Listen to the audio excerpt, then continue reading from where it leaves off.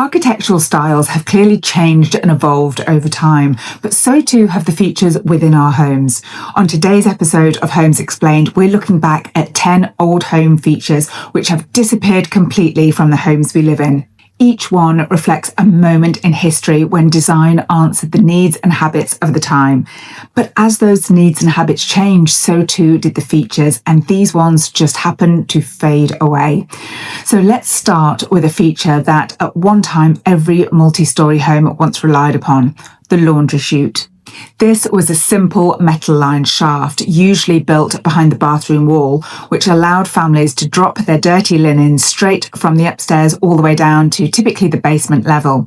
It was popularised in the 1900s as a clever time saver when hauling heavy baskets of wet linens down narrow staircases was part of everyday life. But by the 1970s, laundry chutes started to disappear.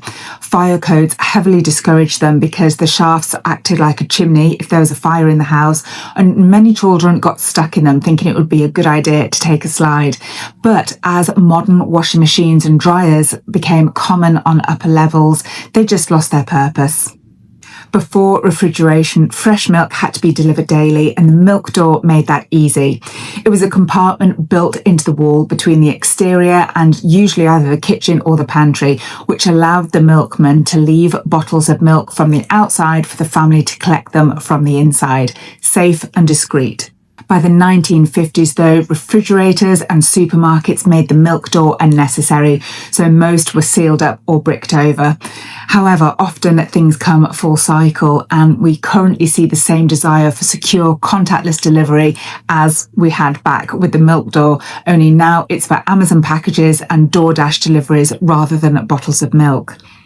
At the turn of the 20th century, when coal was the main source of home heating, most homes had a small iron door near the foundation. Coal was delivered to the property by truck and poured down the chute into a bin which would collect in the basement. In larger estates, some homes even had a kind of elevator or a mechanical chute system that automatically delivered the coal from the bin to the burner. When oil, gas and electric systems arrived, the entire system, the door, the chute, the bin, became obsolete almost overnight. Many were welded shut or bricked over, but occasionally on a really old property, you can still see the outline along the foundation. Common in larger homes of the early 1900s, the Dumbwaiter was a small hand-operated lift that carried meals, laundry and even firewood between floors. Its name came from its role. It was a waiter of sorts that served without speaking and therefore kept many servants out of the dining room and helped them remain quiet and refined. But as household staff declined and kitchens moved closer to living spaces, dumbwaiters simply lost their purpose. Most were sealed up or dismantled, leaving behind narrow shafts that hint at a time when homes were designed to serve quite literally from behind the scenes. In the days of razor blades, many bathroom medicine cabinets were equipped with a slot marked used blades. So the used blades would be dropped into this slot straight into the open wall cavity behind, out of sight, and they couldn't harm anyone handling the trash. And at the time, this was considered a safe and sanitary solution. By the 1960s, disposable and cartridge razors made the feature unnecessary and blade slots quietly disappeared from homes. Another small example of technology reshaping how homes were designed. Before sidewalks and paved roads, boot scrapers were a familiar sight by the front door. Usually cast iron or set into stone, they let people scrape off mud and debris before entering the house, an essential feature at a time when streets were dusty in summer and really muddy in winter. As hard surfaces and cars took over, scrapers became decorative rather than practical, though you can still find them on plenty of farmhouses and equestrian properties where muddy boots are just a way of life. When telephones became a household staple in the 1920s and 30s, builders began adding a small recess in the downstairs hallway to hold the family's single phone. They often included a narrow shelf for the directory as well as a built-in seat. It was both functional and social, the place where messages were taken and conversations overheard. As time went by, telephones multiplied and later went wireless, the need for a dedicated space disappeared, leaving a small architectural reminder of a time when communication was shared rather than portable. Before air conditioning, transom windows were a clever way to manage light and airflow. Placed above doors and operated by a rod or chain, they allowed warm air to escape and fresh air to circulate between rooms while keeping doors closed for privacy. They reflected a time when homes were designed and built with the climate in mind. As central heating and cooling became standard, transoms simply lost their purpose. The few that we still see around today are almost always decorative and fixed in place, a reference to tradition rather than a working feature.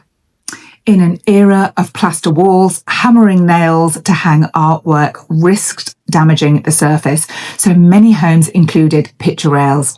This was a slim moulding which ran the whole way round the room, about a foot or so below the ceiling. Artwork hung from hooks and cords, and it made it easy to rearrange a room without damaging the walls. It was both practical and decorative, and it reflected a time when interiors were refreshed seasonally. As drywall became standard and homeowners favoured a cleaner look, picture rails simply disappeared. Today, we mainly see them in older homes or historic renovations. Before air conditioning, sleeping porches were a popular way to escape the summer heat. Usually screened and elevated to catch the breeze, they offered a cooler, more comfortable place to spend warm nights. Doctors even recommended them for health benefits, believing fresh air improved sleep and lung function. They were especially common in the south, midwest and northeast, where hot, humid summers made sleeping indoors uncomfortable. As air conditioning became standard, most were enclosed or converted, but they remain one of the clearest examples of how architecture once responded directly to climate and lifestyle.